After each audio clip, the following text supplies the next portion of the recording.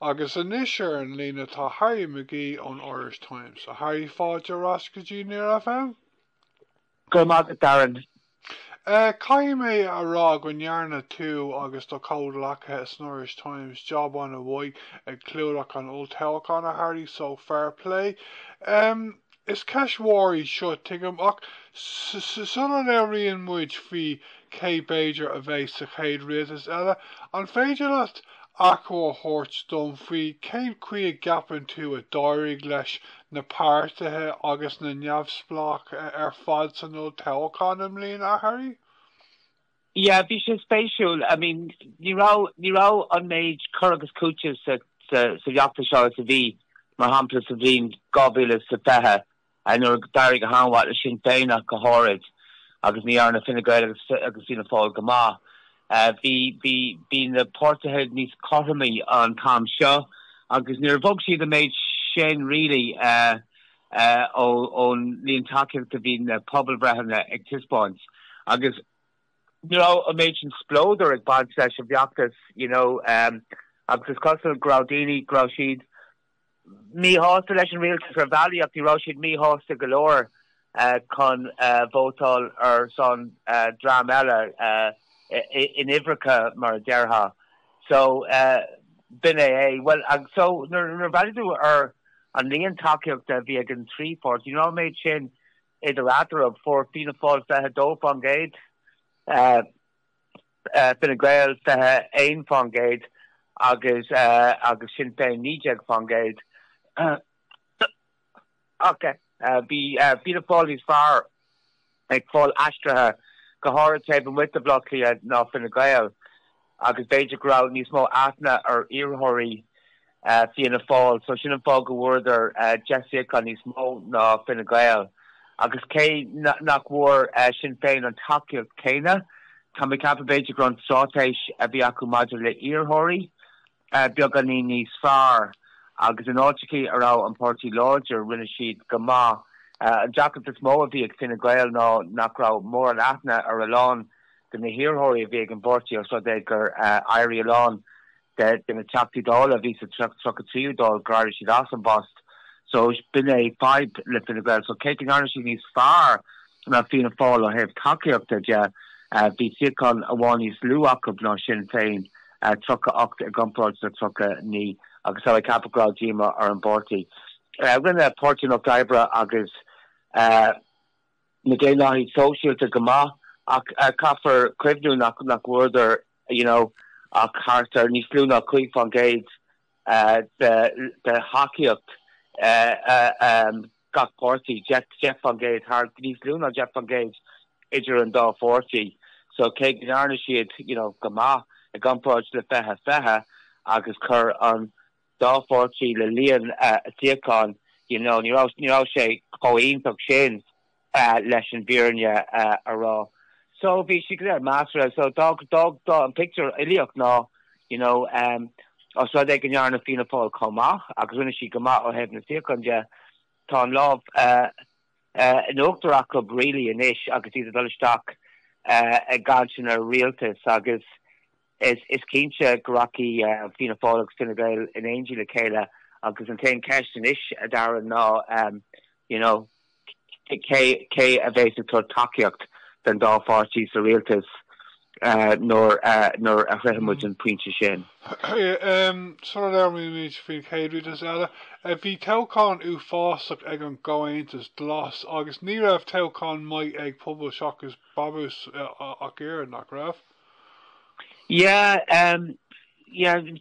Bhí jackal ag pobl seachas babús a fethe comá ní muidir bót ionach mór ach an rud a chairlómh ag an nám ná nach rá an óhan iarthirí ag sin féin agus mar gheallar sin fuair bheirt trúracu isteach de bhór takeíocht de bhór astrathe ó hin féin ach an tam seo bhí sin féin a bhhaid níos láidir agus bhí an óhan iarthirí acu ar fud na tíre, so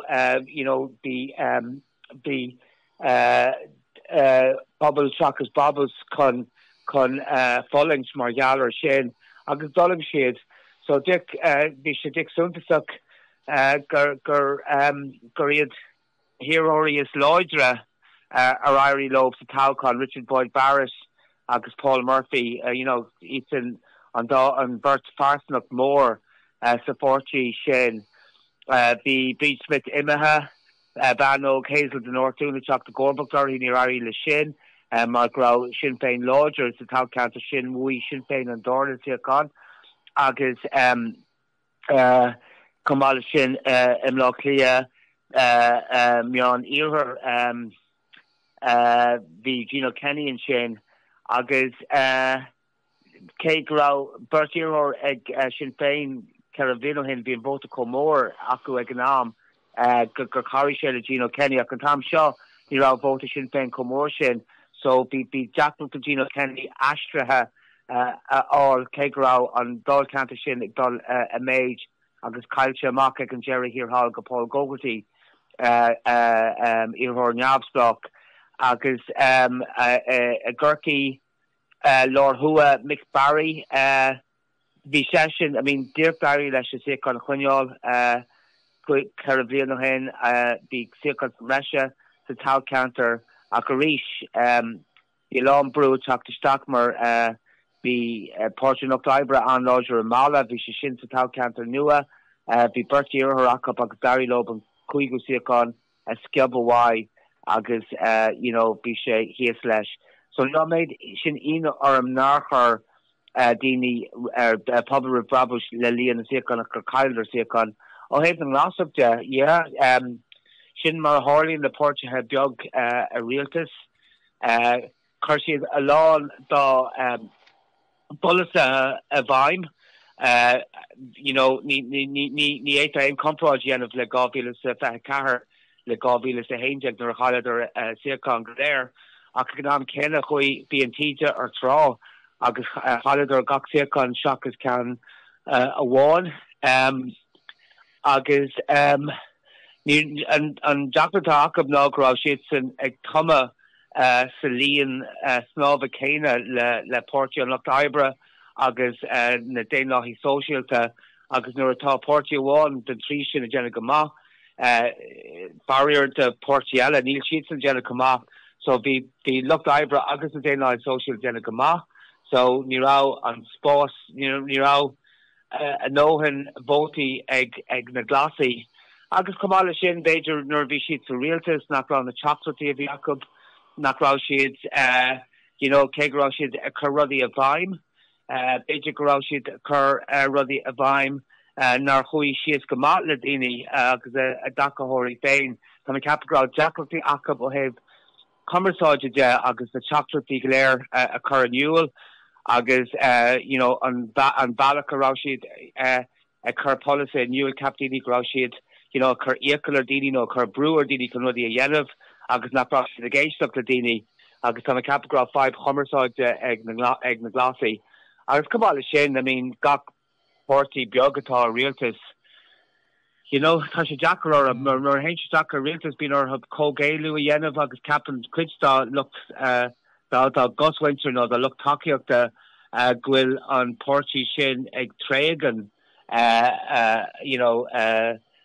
luchanna nó ag trégan na hidéal agus tá siad ar bhealach mar tá siad a déanana cógéile ach tá sé Jackar nuair atá Rialtas agus na capar cinine a dhéanamh agus nuair atá na cinine sin trúa nó chuann siad isteach ar slí marachtáil duine tá sé Jackar an bóta a bheala an duine sin an céad eile.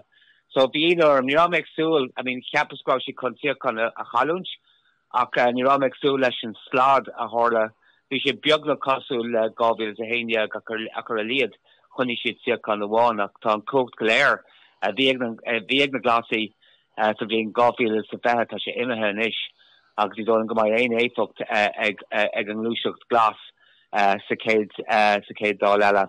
Okay, tá baril cuitínta mar zóda tarí gur bíd fina fáil agus fina gé na páirtathe is mó a bheith sa céad Rialtas eile.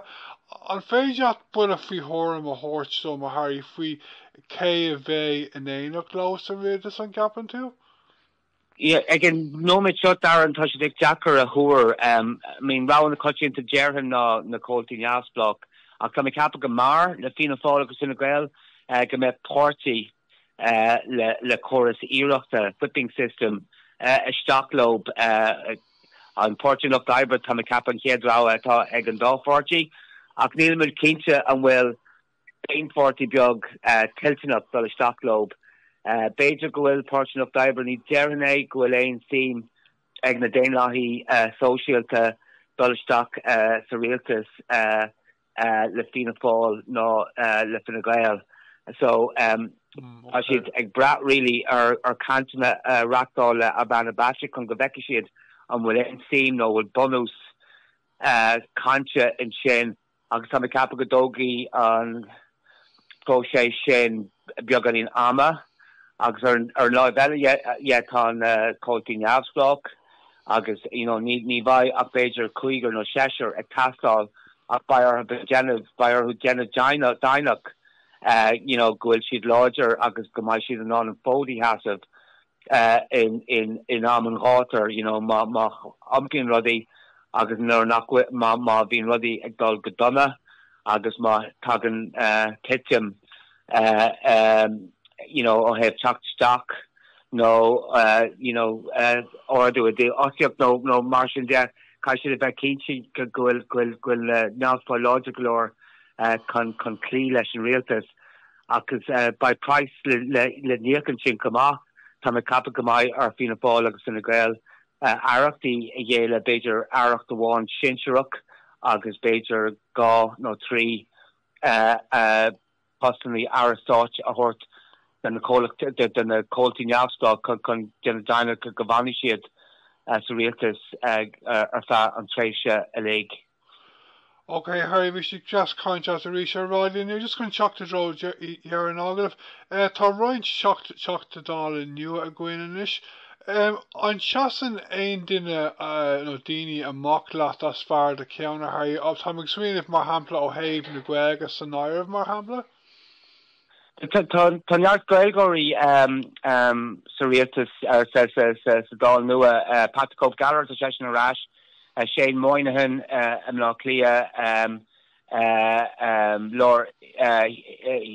Lor here ta Gaeilge ag Shane Nisha Murray le Fine Gael Clun Tariff Gaeilge ma ag Nisha o Carol le Fianna Fáil Gildara Haas an Gaeilge ag Kama Barry Heenan and Colton and Yosblock Nua Amna Clea Gaeilge ag Shin Kamala Shin ta shown in Irahali le Sinn Féin Gildara Haas is mucho an Wales so ta Gaeilge a Comasaki agus some kinchi go din in Bertella nach will Krista agn gofol ach Hannah Féin ta some go Gaeilge ag nadini Claire Shin atá nua Hoffa the capital rank Gaeilge Glui O'Hara come and talks all no talk Sinn Féin in value of her. Tá Tom Brabazano in a far fashion. I was a Conran Rob by me a kind session daily new radio fashion, you know. Oh, yo, Tom Brabazon, you're some Gaeilge ag Tom.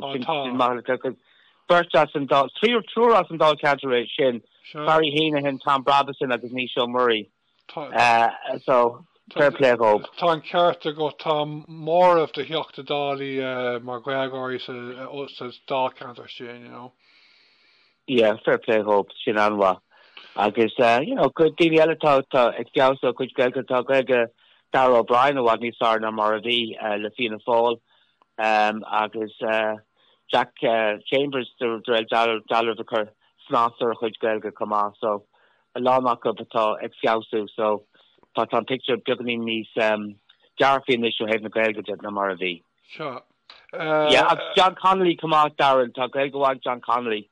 Okay. Here, okay. Le Fianna Fáil. Okay. All right.